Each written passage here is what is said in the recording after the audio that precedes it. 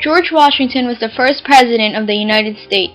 During his presidency, he dealt with domestic and foreign affairs, and he even set a few precedents. Alexander Hamilton came up with a plan for all the debts left over from the war. This was called the assumption of debts. This meant that the government assumed the debts of the states. Washington believed this would protect domestic manufacturers, so he passed this plan. Washington also passed a bill that would create a national bank. A national bank would centralize a financial base for the nation and assist the manufacturing section, which included factories, mills, and plants. It would give the country one type of currency that would promote trade and growth. Hamilton urged Washington to pass it by saying it would collect taxes, regulate trade, and provide for the common defense. One of the challenges Washington faced was the Whiskey Rebellion. During the 1790s, a tax was placed on whiskey. This in turn angered many citizens, especially Southerners who used whiskey as a form of currency. This resulted in a rebellion in western Pennsylvania in 1794. Tax collectors were attacked. Court proceedings stopped, mail was stolen, and whiskey-making stills were destroyed. Washington marched 15,000 men to western Pennsylvania to stop the riot. Some violence occurred, but the movements were disbanded. The men that were arrested were later pardoned by Washington. France issued a war over European countries, which included Britain. Because the French aided the Americans during the Revolution, many believed that the U.S. should support France. Washington, however, believed that the U.S. was still too weak to fight. He insisted the U.S. stay neutral, which set a precedent. In 1793, England began seizing American ships that traded with France, in order to force people to join their military. This is called impressment. This angered citizens and civil disorder broke, heightening tension with the British. So then Washington stopped all overseas trade and sent John Jay to negotiate with England. John Jay's negotiation was called the John Jay Treaty, which was signed on November 19, 1794. The treaty took away British control of western trading posts and established American claim on damages from British seizing ships. However, the treaty did not mention impressment, undermined trade, and forgot to compensate for slaves taken during the Revolution. Despite being dissatisfied with this treaty, Washington signed it. Because Washington signed the treaty, for the first time, members of the government began to openly criticize him.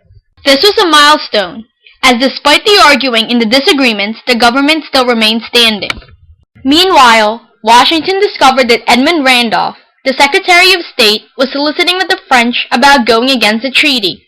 Without the approval of Congress, Washington forced Randolph to retire, despite him denying it. This set another precedent.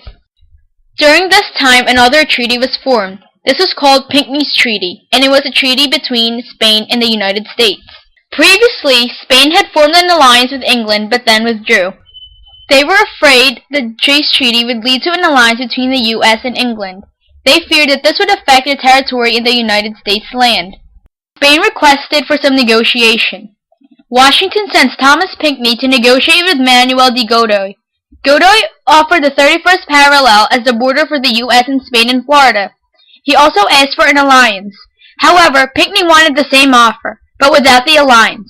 Despite some hesitation, the treaty was signed on October 27, 1795. Washington said on his farewell address, "It is of infinite moment that you should properly estimate the immense value of your national union to your collective and individual happiness."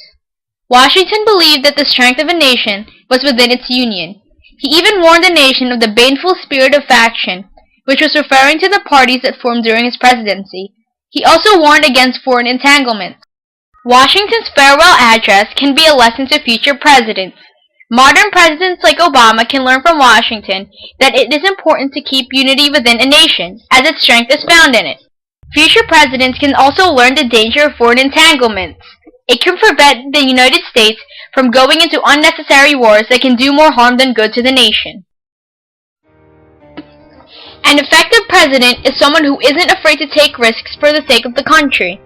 Washington showed this by passing Hamilton's plan of assumption of debts. This plan was unpopular at the time because many people feared that it would endanger liberty, and the South found it unfair. However, Washington passed it anyway, and because he did, the United States was able to pay off their war debts, and it gave us the economic system that we still use today. Obama parallels Washington in certain ways. First, both presidents passed unpopular bills. Obama passed the health care bill and Washington passed Hamilton's plan. Second, Obama followed Washington's precedent of staying neutral in foreign affairs during the controversy with Libya. Instead of having the U.S. Army interfere directly, Obama encouraged the use of other countries' military to stop the chaos. Washington was a natural leader who was known to be quiet, stern, ambitious, and modest about the honor given to him. Already a natural leader, he had it in him to lead a new country. Many have said he could have managed to hold the nation together if he had taken a longer term. His ambition pushed him to do what it was best for the United States. Washington made some decisions that people highly disagreed with. An example is neutrality. People believed the U.S. should have supported France to return the favor. However, Washington was not concerned with gaining political points. He was more concerned for the safety of the United States. The Constitution should be interpreted loosely. During Washington's presidency, the Secretary of State, Edmund Randolph, was accused of soliciting with the French through bribes. Washington forced him to retire, despite the Constitution not mentioning anything about the chief authority being able to dismiss appointees. President Obama can learn from Washington's failures and successes.